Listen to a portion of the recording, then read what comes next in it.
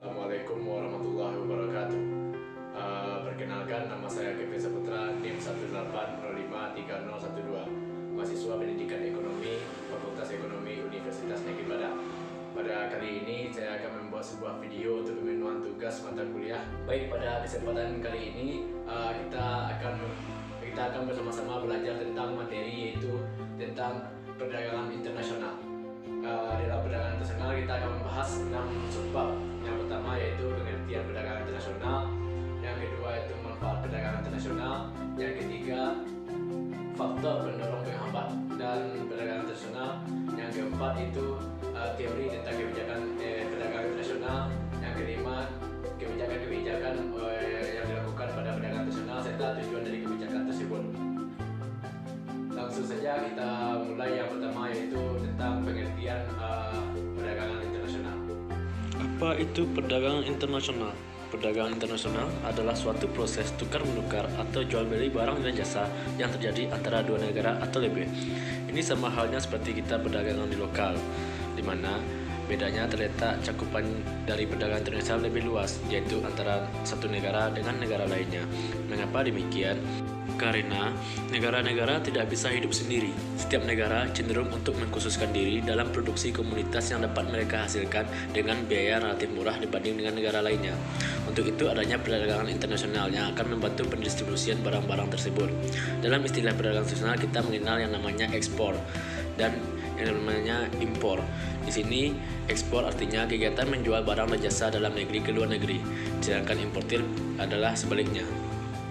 Manfaat perdagangan internasional.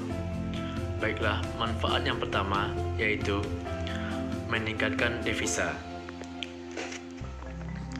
Jika kita mengekspor suatu komoditas, kita mendapat mata uang asing seperti dolar Amerika, yen, atau jenis mata uang lainnya. Mata uang asing ini bisa disebut devisa. Devisa dapat digunakan untuk misalnya mengimpor barang modal dan konsumsi. Berikutnya itu adalah memperluas kesempatan kerja. Perdagangan internasional, terutama kegiatan ekspor, memberi kesempatan untuk memperluas kesempatan kerja. Untuk menghasilkan barang ekspor dibutuhkan tenaga kerja. Coba bayangkan, apakah yang terjadi jika barang tambang, hasil pertanian, dan hasil kerajinan tidak diekspor? Tentu saja orang yang bekerja di sektor itu akan menganggur. Berikutnya yaitu menstabilkan harga-harga. Jika harga suatu jenis barang dalam negeri mahal atau jumlahnya kurang dan tidak memenuhi permintaan pasar, barang tersebut harus diimpor. Dengan adanya impor, harga barang-barang jenis tersebut akan stabil dan permintaan pun dapat terpenuhi. Manfaat berikutnya yaitu meningkatkan kualitas konsumsi. Melalui perdagangan internasional, penduduk dapat membeli barang-barang yang belum dapat dihasilkan di dalam negeri atau mutunya belum sebaik produk luar negeri. Perdagangan internasional dapat memacu industri dalam negeri untuk meningkatkan kualitas produk yang dihasilkan agar dapat bersaing di pasar internasional. Di Indonesia, barang-barang seperti itu beragam, antara lain televisi, pakaian, sepatu, dan perabot. Adapun manfaatnya yaitu mempercepat alih teknologi. Untuk menggunakan barang-barang yang diimpor dari luar negeri, dibutuhkan pengetahuan atau keterampilan tertentu. Oleh karena itu, pihak penjual perlu mengadakan bimbingan atau pelatihan untuk menggunakannya. Hal seperti itu akan mempercepat alih teknologi. Alih teknologi memungkinkan suatu negara untuk mempelajari teknik produksi yang lebih modern. Faktor pendorong dan penghambat perdagangan internasional. Yang pertama, faktor pendorong, yaitu adanya perbedaan sumber daya alam. Karena beberapa hal, sumber daya alam yang dimiliki setiap negara berbeda-beda. Jarang satu negara memiliki sumber daya alam yang lengkap untuk memenuhi konsumsi. Untuk mendapatkan sumber daya alam yang dibutuhkan dan tidak dimiliki suatu negara itu, diperlukan pertukaran antar negara. Pertukaran antar negara tersebut menyebabkan terjadinya perdagangan internasional. Faktor pendorong berikutnya yaitu selera. Selera juga dapat menjadi faktor penyebab terjadinya perdagangan internasional. Indonesia mengimpor apel dari Australia, meskipun buah apel juga ada di Indonesia. Buah apel Indonesia berasal dari Malang dan tempat lainnya. Tetapi orang Indonesia banyak menyukai apel dari Australia, sehingga perlu diimpor. Apalagi yang paling sebelah kanan apel itu banyak disukai oleh orang Indonesia. Faktor pendorong berikutnya yaitu perbedaan teknologi. Ada negara yang telah mencapai keunggulan dalam memproduksi barang berteknologi maju. Sebagian negara masih belum mampu menerapkan teknologi maju dengan baik. Negara yang menggunakan teknologi maju dapat menjual barang dengan harga yang murah pada negara yang berteknologi sederhana. Misalnya Indonesia mengimpor mobil dari Jepang karena Jepang lebih telah maju dalam teknologi pembuatan mobil. Faktor pendorong berikutnya yaitu penghematan biaya produksi atau efisiensi. Perdagangan internasional memungkinkan suatu negara dapat memasarkan hasil produksinya pada banyak negara. Negara tersebut berproduksi dalam jumlah besar sehingga dapat menurunkan biaya produksi. Barang yang diproduksi dalam jumlah besar akan lebih murah daripada barang yang diproduksi dalam jumlah kecil. Masalah efisiensi juga menjadi alasan tidak diproduksinya barang-barang berteknologi tinggi oleh negara berkembang. Adapun faktor penghambat terjadinya perdagangan internasional. Yang pertamanya, tidak amannya suatu negara. Jika suatu negara tidak aman, para pedagangnya beralih ke negara lain yang lebih aman. Faktor keamanan mempengaruhi para pedagang untuk melakukan perdagangan internasional. Faktor berikutnya yaitu kebijakan ekonomi internasional oleh pemerintah. Ada beberapa kebijakan ekonomi suatu negara yang menghambat kelancaran perdagangan internasional. Misalnya, pembatasan jumlah impor, pungutan biaya impor atau ekspor yang tinggi, perizinan yang berbelit-belit akan menghambat terjadinya perdagangan internasional. Faktor penghambat perdagangan internasional lainnya yaitu tidak stabilnya kurs mata uang asing. Kurs mata uang asing yang tidak stabil membuat para eksportir maupun importir mengalami kesulitan untuk menentukan harga valuta asing. Kesulitan tersebut berdampak pula terhadap harga penawaran maupun permintaan dalam perdagangan. Kebijakan perdagangan internasional. Kebijakan perdagangan internasional di bidang impor.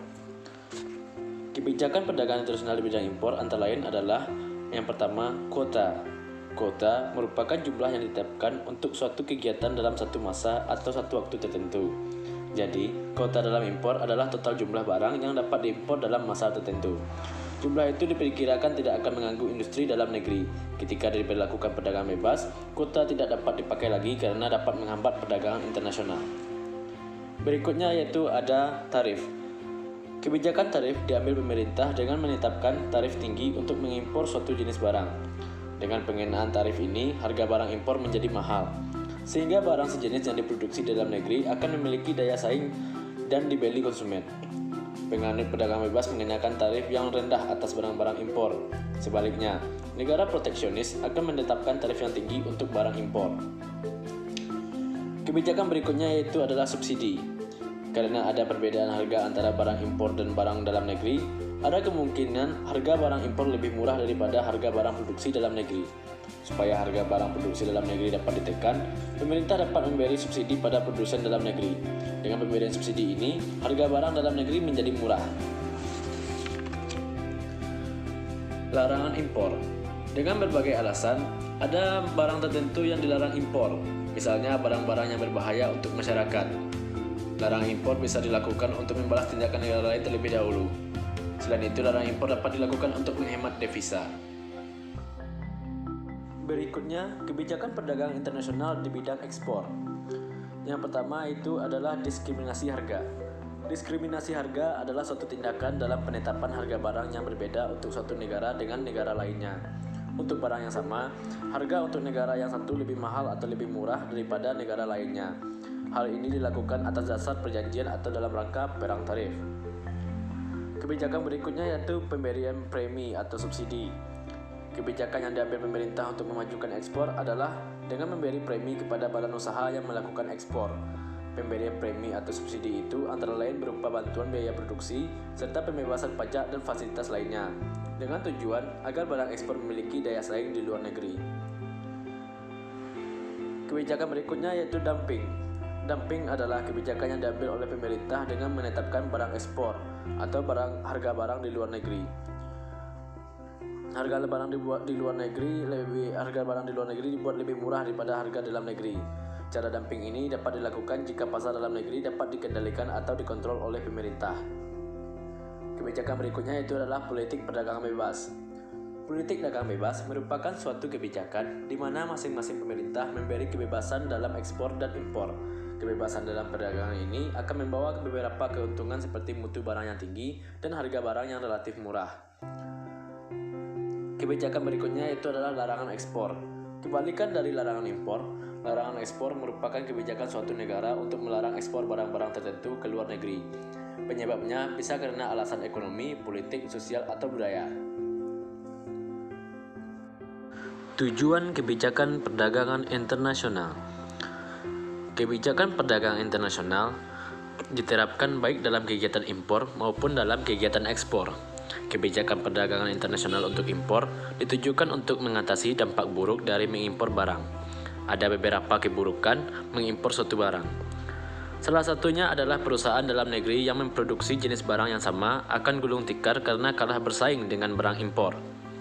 Untuk itulah, pemerintah harus melindungi atau bertindak untuk mengatasi keburukan itu dengan jalan memberi perlindungan atau proteksi. Sama halnya dengan kebijakan perdagangan internasional di bidang impor, kebijakan perdagangan internasional di bidang ekspor juga ditujukan untuk melindungi produksi dalam negeri di samping memperoleh keuntungan. Terima kasih telah menonton video ini, semoga bermanfaat bagi kita bersama. Saya Kevin Saputra, mohon maaf atas kekurangannya. Wabillahi taufiq wal hidayah. Wassalamualaikum warahmatullahi wabarakatuh.